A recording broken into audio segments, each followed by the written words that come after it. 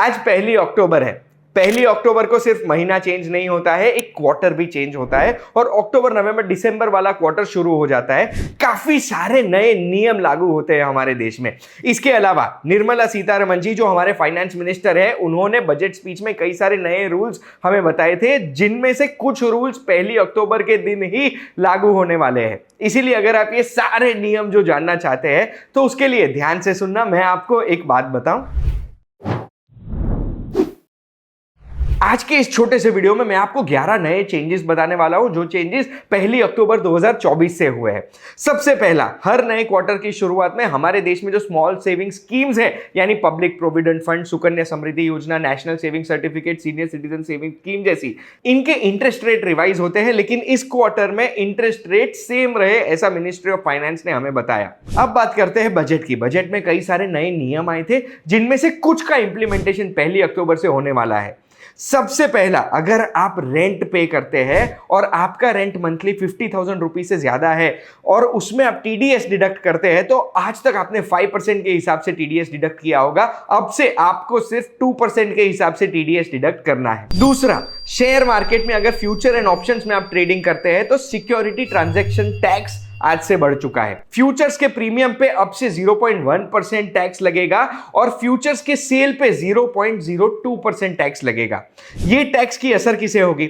High frequency low margin वाले जो traders हैं, जो छोटे छोटे प्रॉफिट मार्जिन में हाई फ्रीक्वेंसी ट्रेड्स करते हैं, बहुत सारे ट्रेड्स में इंडल्ज होते हैं, उनको इससे फर्क पड़ेगा क्योंकि उनका प्रॉफिट मार्जिन इतना कम हो जाएगा।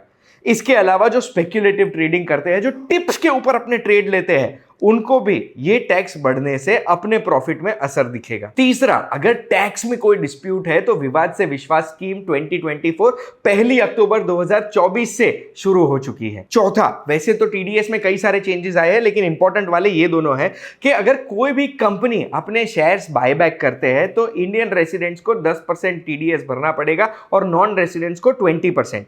वैसे ही पांचवा है, ई कॉमर्स ऑपरेटर्स का टीडीएस कम कर दिया है। जो 1% टीडीएस उनको लगता था, वो कम करके 0.1% कर दिया है। ये थी बजट की बात। इसके अलावा भी कई सारे नए चेंजेस आए हैं। अगर पब्लिक प्रोविडेंट फंड में आप अपने पैसे इन्वेस्ट करते हैं या फिर सुकन्या समृद्धि योजना में इन्वेस्ट करते हैं, बेटी के नाम पर कुछ इन्वेस्टमेंट, तो आपको ये नियम असर करेंगे।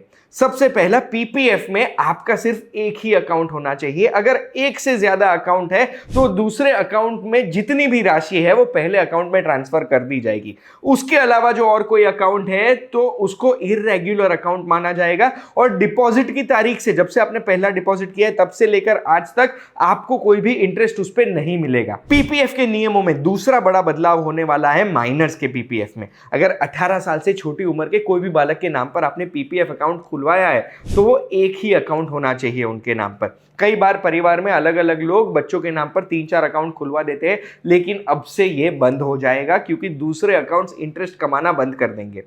वैसे ही सुकन्या समृद्धि योजना में अगर आपने बेटी के नाम पर एक अकाउंट खुलवाया है तो वो अकाउंट सिर्फ बेटी के गार्डियंस ही खुलवा सकते हैं, बेटी के दादा दादी या नाना नानी नहीं खुलवा पाएंगे। रिटेल बोरोवर्स, यानी अगर आप लोन लेते हैं तो आपको एक की फैक्ट स्टेटमेंट आज से देना कंपलसरी है, कोई भी बैंक या एनबीएफसी के द्वारा।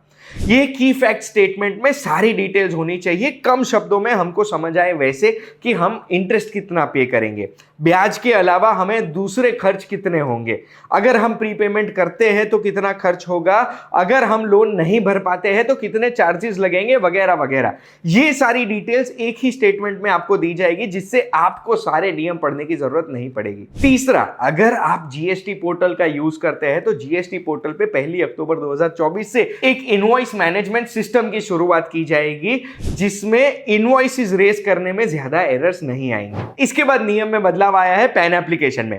पैन एप्लीकेशन के टाइम पर या फिर आईटीआर फाइल करते टाइम पर आपको अपना आधार का एनरोलमेंट आईडी एंटर करना पड़ता था, ये आज से बंद। अगला चेंज है बोनस शेयर्स के इश्यू में।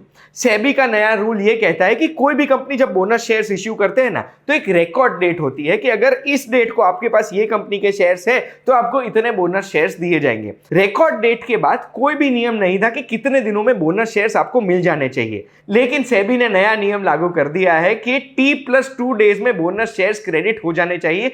टी यानी रिकॉर्ड डेट और उसके बाद के 2 दिन में, यानी यानी अगर आपके पास कोई कंपनी के शेयर है रिकॉर्ड डेट के दिन पे, तो आपको 2 दिन के अंदर अंदर उसके बोनस शेयर्स मिल जाने चाहिए। आखिरी चीज जो मैं आपको अक्टूबर महीने से बताने वाला हूं वो टिकटलेस पैसेंजर्स के लिए है। अगर आप टिकट के बगैर ट्रेन में ट्रैवल करना पसंद करते हैं तो आज से बंद कर देना, क्योंकि इंडियन रेलवेज अब टिकटलेस ट्रैवलर्स के लिए आज से एक स्पेशल ड्राइव शुरू करने वाली है, और अगर पकड़े गए तो आपका बड़ा स्वागत किया जाएगा।